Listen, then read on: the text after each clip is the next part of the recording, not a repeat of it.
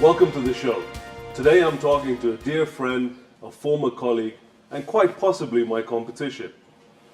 Jeff Koinange has had an illustrious career as an anchorman, a journalist, and now a talk show host. They call him Africa's version of James Earl Jones because of that voice that has launched 1,000 networks. Jeff, it's great to have you here, man. Great to see you, Salim. Thank you very much for being on. Thanks for having me, Thank you, man. man. Have a seat. Congratulations on your show.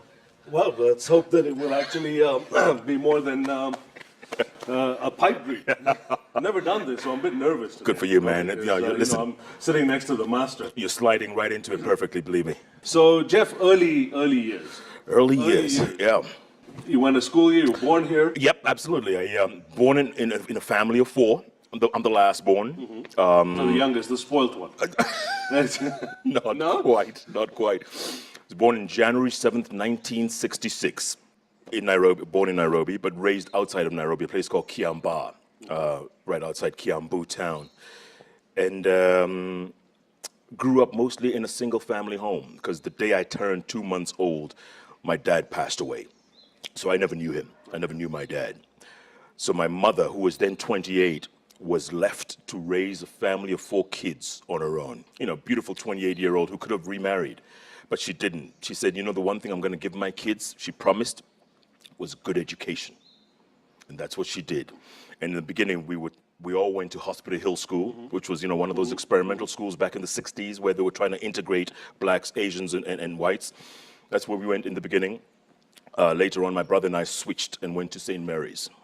So from Stand 5. In Saints Yeah. is when you discovered your love for rugby.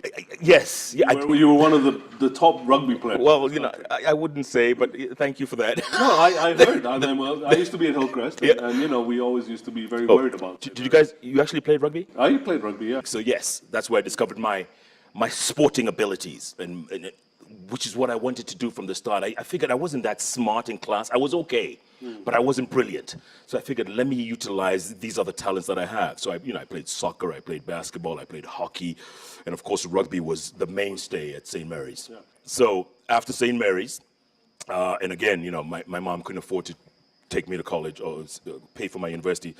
So I was working in town, you know, in between jobs and stuff, and hoping to find out what I was going to do in the future. So I saw this ad in the paper, and it said, Pan Am, World Airways. Remember the airline? Yeah. They were looking for flight attendants, African flight attendants, for the very first time to fly their routes across Africa. That, to us, was an amazing opportunity because, look, come on, at 19, 20 years old, getting on an airline and flying, that was a dream in the 80s that one couldn't even fathom. So about 10,000 of us applied. Wow. 10,000 people. Just from around? From Nairobi, yeah. Oh, from Nairobi? From Nairobi. Wow. And they were looking for 40. Yeah. So I applied and I forgot about it. And I figured, you know what, there's no way. 10,000 people, there's no way. Sure enough, a few weeks later, I got a letter in the mail. You've been narrowed down. So they interviewed us. And a few days later, we got a confirmation. All 40 of us had been accepted and were going to fly to a place called Miami, Florida, at the Pan Am Flight Academy, place I had never heard of, never been on a plane outside Kenya. That was the first time, and most of the crew as well. So that was a dream. We landed in Miami. To cut a long story short, landed in Miami. It was an amazing time because it was February. And after we got all the orientation done, we took a walk on the beach. And we saw this amazing scene, you know, young kids in their Jeeps, in their convertibles, in skimpy clothing. And that's when you decide, I got to move to. Yes, absolutely. But we asked the folks there, what's going on? I mean, what is this, a party or what? They said, no, this is spring break. We call it spring break. We didn't know what it was. But I tell you, Salim, that's exactly when I said, you know, I need to move here. I need to come to America. So you did how many years at Pan Am? I did about 1.5 years, 18 months I worked in the airlines. Flight attendant? Absolutely. I mean, look, I used to do the announcements on the plane. I don't, that doesn't surprise you. Do you remember them? I do remember indeed. I mean, you get on the plane in Nairobi and everyone's settling in and you know, putting their bags above the whatever and below the seat. And I go up and say, ladies and gentlemen, welcome aboard Clipper flight number 089 from Nairobi with continuing services to Lagos, Monrovia, and Dakar. All of us are trained in cabin safety. So we ask that you watch and listen carefully as we review the safety features of this Pan Am Boeing 747. You know, it's still in my head. And do you still do that when you go fly now? Are you still tempted to go out there Yes. and actually go and do the announcement? Very much, very much. But listen to this. So I used to do those announcements all the time, right? And literally 7 times out of 10, passengers would applaud. Like, oh man, Love is the that a voice. radio announcement? Oh, who is that? They say, that's that guy up there. And they'll say, listen, call him back. And they'd call me back. I mean, I'll go back after the service. And they said, listen, kid, because I was 19, 20 years old. They said, listen, kid, you need to do something with that voice, man. You've got a talent and you don't even know it. One day you're going to make money from it. And I laughed. I said, but listen, I'm just joking. I'm just having fun. After enough people told me, I figured, you know what? Maybe there is some truth to it. So I started applying to colleges. And I ended up in New York. First, I went to a community college in Brooklyn, New York. Community colleges are 2-year colleges where, you know, if you don't have enough money to pay, and people know this, you can pay, you know, you can get a 2-year degree. And then from there, if your grades are good enough, you can transfer to a 4-year degree. Right. And then, you know... and were your grades good enough? I got a 4.0 GPA. Fantastic. And that was enough to transfer my credits to NYU, New York University, which is one of the best colleges for broadcasting in America in terms of name. So I got accepted and I finished my degree there. But then at the same time, NYU gave me access. I got to do an internship at ABC News, NBC News. I got to do another internship at CNN. Back then it was a tiny little cable network in New York, you remember? But it was the access, getting to know what journalism was like in America. And who were some of the people that inspired you there, that you looked up to? Oh man, look, at the time, you were overseas at the time, so there were 3 big names in American broadcasting. There was Peter Jennings, of course, ABC News, who wasn't American, by the way, right? He was Canadian. Yeah. And then there was Dan Rather at CBS and Tom Brokaw at NBC News. And then there was a show in the morning on NBC News called The Today Show. Its host was an African-American called Bryant Gumbel. Great guy. I mean, he was so confident, he knew his stuff, and I loved the way he used to present that show. So I would look at these people and say, my goodness, will I ever get to that stage? Will I ever get there? First of all, I'm not even American. They think I speak funny over here. They think, you know, I don't quite fit into their scheme of things. And that's why I started thinking, am I going to stay in America the rest of my life? Or am I going to go back home and tell the story of my people? 2 incidents helped me along the way. One, Black Hawk Down in Somalia. You remember it very well. When the Somalis, you know, brought down those choppers and killed 18 special forces and rangers. That story was reported immensely in America. It was wall-to-wall coverage, right? A few months later, genocide happened in Rwanda, unfolding. It got very little mention in the US. Maybe because everyone was rushing to South Africa at the time because Nelson Mandela was being inaugurated as president, or maybe because they didn't care about a little country called Rwanda where close to 1 million people were slaughtered. And I figured, you know what? Maybe these people are misinformed. Maybe someone needs to be on the ground to tell that story. And I had heard of a guy who had told a story about a famine in Ethiopia in '84. Who's that guy? and he brought the world to Ethiopia. Have I heard of this? Absolutely, man. Mo Amin.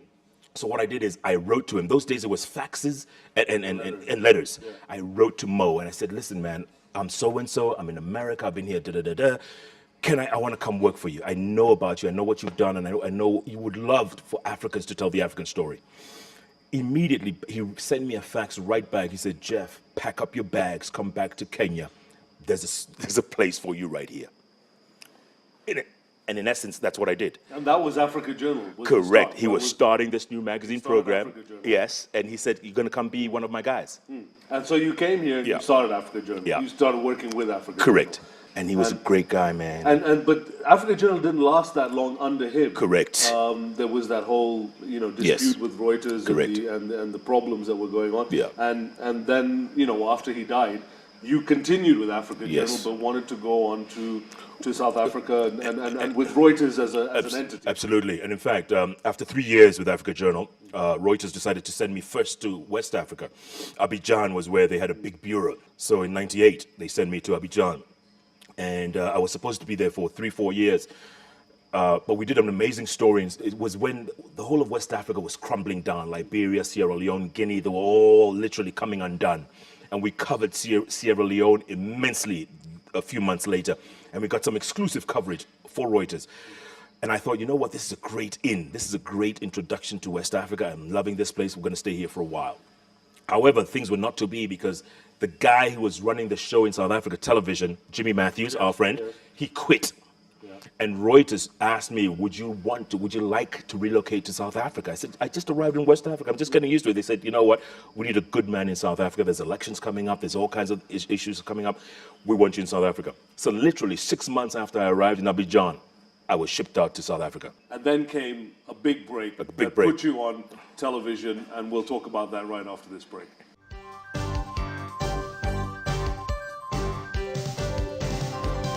Welcome back. I'm here with renowned journalist Jeff Koinange.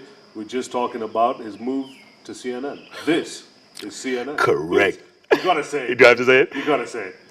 This is CNN. There we go. Now, why didn't they use you as opposed to James Earl Jones? Because he's got a richer voice. I always wanted to say that, by the way. Always. Even when I applied to work for them, thanks to a good friend of mine who told me that they were looking for people to open up a bureau in Nigeria. You remember that? I remember that. I remember that. You told me, listen, these guys are looking for somebody. It was, for them, the concept of having an African covering Africa was completely like, they were like, wow, that might be a good idea. And it was foreign before, wasn't it? It was so obvious to us that they needed African journalists covering the continent. And you were the first and the trailblazer on that. But CNN ended up being a bittersweet experience for you. I mean, you had a great 3 or 4 years. 6 years. Yeah, a good run. It was a great run. You did some fantastic stories. Good stories, thank you, Charles Taylor, 2003. You were everywhere, Jeff. I remember watching your stories, and I mean, living in Nigeria couldn't have been easy either, especially with the family and you being away for so long. But then, there was the Niger Delta story that pretty much, messed up your career with CNN. Absolutely. On unfounded allegations. But you know what? Looking back, and people ask me, if you were to do it again, would you change anything? I said, not a thing. Because that story, which looked like a Hollywood movie, I still look at it today, and it looked like it was an amazing, amazing movie. I had been doing research on that for like a year and change, for like 14 months, calling these people, trying to gain their trust, telling them, we want to come and tell your story. And they would refuse. For a year and change, they would refuse. Finally, we got a call to go in. And when you're called to go in, you always have to check with your people. Checked with Atlanta. They said, okay, just be careful. We weren't sent with any security or anything. I had 2 people with me. I had my cameraman and I had a stills photographer. Flew down to Warri in the Delta area. These rebels came, picked us up. We drove into the creeks for about, in the boat for like an hour and a half. While we were driving in there, while we were in the boat, these guys approached us from the other side, and they started shooting at us. And these were who? Fellow rebels. Oh, okay. They were fellow guys from these. From their but apparently, the word, they hadn't communicated that we were coming. So these guys thought they were somebody else. Yeah, so not RPGs, rocket propelled grenade, 50 caliber, they were shooting at us, and you could see it in the water. And I said, you know what? We're going to die now. And I told my cameraman, I said, listen, keep rolling. Nick, just keep rolling, because if I'm going to die, I want to die on air, on camera. And Salim, looking back, I mean, they could have killed us and dumped our bodies in the creeks, and that would have been it. Would have been a headline for 24 hours, and after that, forgotten. But then they approached us, and we showed our IDs, and we said, we're here, we've been given permission. And they gave us a lecture for like 15 minutes, and then they said, okay, follow us. And again, for another hour and a half, in the creeks, boom, boom, boom, finally ended up at this place. Where these guys, we found them in a little enclosure, chanting and firing their guns. And then they cleared the way, and we found these hostages, these guys, sailors, who were in dungarees, sitting there, about 24 of them. These were the Filipino sailors who had been hijacked about a month earlier and brought here. Nobody knew about them. Nobody had communicated with Abuja or Manila, for that matter. Nobody knew anything about them. CNN accused, or you were accused, not by CNN, you were accused by the Nigerian government of staging. Stage managing, correct. And now, where did you find these Filipino sailors to stage kidnap them? I mean, these were guys who obviously had been kidnapped. And we interviewed them. And they said they were crying. They were crying. They wanted to go home. They said, please tell the world we're here. We're not against the Nigerian government or against the rebels. We're just doing our work. Did the CNN give you an opportunity to tell your side of the story to management? They did, absolutely. And look, let's face it, the Nigerians were left with a lot of egg on their face. The embarrassment from Manila and the diplomatic back and forth. And by the way, 48 hours after the story aired, all the 24 Filipinos were released by the rebels. They were brought to Port Harcourt. They were put on a special charter, flown back to Manila. So at least something good came out of that story. But yes, I had time to explain this. And what CNN had a problem with is that, the Nigerians, was that the story was one-sided. We didn't get a Nigerian point of view, which we had gone to Abuja, flown there, and waited 5 days to get a comment from the government. And with these kinds of stories, you can't wait. No. That long. This is exclusive stuff. Correct. You can't wait. The story is going to get stale. Yeah. The news is current. Correct. It is news. Correct. News gets old fast. Exactly. Yeah. And so why then the leaving from CNN? We were at that point where it was time to part company. Do you think they treat us differently because we're from Africa and therefore, we are dispensable? Yeah, I think you've answered your own question.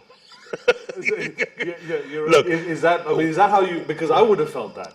We are expendable, and you mentioned earlier on the kinds of stories I used to do, covering places where nobody would dare cover, going into the front lines and not even thinking about the risk to myself. And we used to go out and get exclusives. Not thinking. I mean, looking back at some of the stories I did, I would say today, was I crazy doing those things, dodging bullets, child soldiers in Liberia, Sierra Leone, and that part? Those were tough stories to do. But at the end of the day, we are expendable. We are. We're going to talk about the future and what's next for Jeff Koinange when we come back.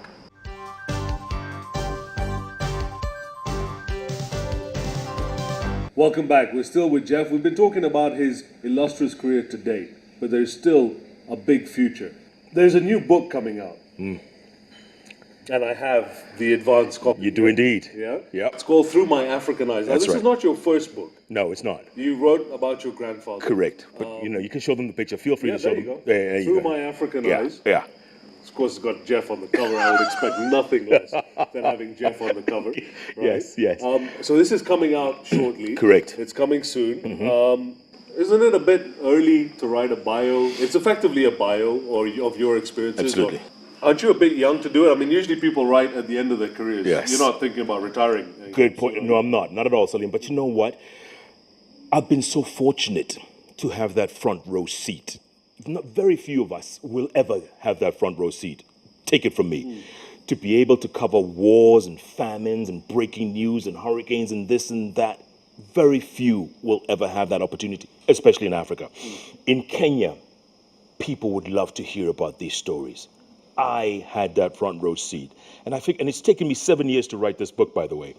And I talk about the experiences, hoping I can inspire people. People who want to get into this business for the right reasons. Not for fame, not for glory, not for fortune. That's not what journalism is about. Oh, fortune, definitely not. We figured that one out a while ago. A bit too late. Unless you're Salim, but... I wish. But if you want to get into this business for the right reasons, that's number one. Two, that if you're going to be a journalist, there's two things you have to remember. And I give the advice in this book later on. I say, look, what we've been talking about throughout, no story is worth dying for, and you're only as good as your last story. Those two very valuable lessons. But the African story has to be told by Africans. Your father told me that. There are not enough of us telling our own story. If I could just write about my experiences, what I saw, what I felt, what I experienced, hopefully others can write their own. Because I think it's very important for young African journalists to understand that we still are starting off at a disadvantage in this world of journalism, because we are seen as being inferior. We are made to feel that way, that we're not as good as the people that have come from overseas. But actually, I think we're better. And we've proven that we are better. But it's very important, those experiences. So have you been honest in this I've been book? brutally honest, Salim, brutally honest, and called it like it is. Whether we're covering stories with people like Anderson Cooper or Brent Sadler, senior correspondents, and being put on the same level with them, and being and the pressure being put on us to perform as well. And you're right, we are as good, if not better, especially at telling our own stories. And that's what Africans need to understand. Nobody else can tell our story better than us. Have you talked about your hair? Because for the follically challenged like myself, Yes. hair is a big topic. Sure. But your hair has been the subject of numerous blogs, tweets. It was even the subject of, former head of CNN, Chris Kramer, calling me up and saying, please tell Koinange to get rid of the braids. Did he tell you that? Yeah, he did. He You said, never told me. No, I never. I said, I thought they liked them. I can't talk to a man about his hair. I can't tell him to change it because, I'd love to have braids if I had. Yeah. But, Yeah. no, I mean, in all seriousness, image is very important. Images, I mean, it's extremely important. It's been very important to you. Yeah. And almost many people have followed your career based on your hairstyles. Imagine that. And trying to see what you're going to come up with next. Yeah. I wore those braids for a story I did in Kilimanjaro. We climbed Kilimanjaro to do a story that we were assigned to, and we're going to be up there for, 4.5 days up, 1.5 days down. And, I couldn't have hair like this over there, so I decided, let me just put some braids. And that's how it started. And nobody at CNN ever challenged or told me anything. This is the first time I'm hearing about Kramer. I got a call from Kramer saying, please, can you tell Koinange to get rid of those braids? But a lot of people love those braids. They still ask me today, what happened to your braids? That's why I didn't say anything. I love them too. Jeff, if you could do it all again, if you had a chance to go back and do things again, would you do anything differently? In every aspect of your life. Not just your career. Yeah. Every aspect of your life. Would you do anything differently? Look, I've spilled my heart in this book. I call this for lack of a better phrase, this is my dreams from my father moment, where I spill my heart all on this book. Talk about growing up. Talk about going to school. Talk about being bullied in St. Mary's. Everything that's interconnected, all the way to becoming a journalist and working for the big networks, coming back, helping start this network that nobody knew about called K24, starting a talk show that I decided I would do every single day of the week because we had none of that in Kenya. It's all been a journey, and I'm always learning. I'm always, I'm not the best, I'm not the expert, I'm not the be-all and end-all, but I'm willing to learn, and I'm willing to impart as I go along. Would I do anything different here? Not a single bit, Salim. And there's still more coming, by the way. This is just the first part. This is the first half century, if you will. That was my next question, is that, so what's next for Jeff Koinange? Yeah. There is not a single Africa-wide, Africa-owned network. We have to do that at some point. Otherwise, we will have to, contend with our stories being told for us. People parachuting in, telling the story, and parachuting right out with no thoughts or no feelings on the story itself. Once we talked about politics, Yeah. I mean, can I see the slogan Jeff Koinange for president sometime soon? Oh, we already have a president. Not president for life. And you're still young, so I'm hoping that one day, is that something that you have any ambition Who's for? going to vote for me, man? I would vote for you. Well, at least I got one vote. No, I would vote for you. You have a lot to offer, Jeff. And this is, I've always found this is one of the things that talking to young African leaders, and you are a leader in your field and on the continent, not enough young Africans are taking that responsibility of saying, I want to go into public life where I can make a difference. You have the skills, the education, the knowledge, and the exposure to the rest of the world to actually be very beneficial to government. Sure. I think. Maybe this journey all along has been towards something. I don't know what the end result will be, but maybe what I've gone through in the last 48 years, you just never know, Salim. I mean, look, is that my camera there? Yeah. Jeff Koinange for president. Yeah. Sounds good, huh? Stay tuned. Jeff Koinange, ladies and gentlemen. And there you have the scoop directly from Jeff Koinange. Through My African Eyes, Jeff's new book coming out soon. Make sure you pick it up at the nearest bookshop. It's a great, great read. Join us next week for a chat with yet another great African personality. From me and the entire crew of The Scoop from the West House Hotel here in Nairobi, thanks for joining us.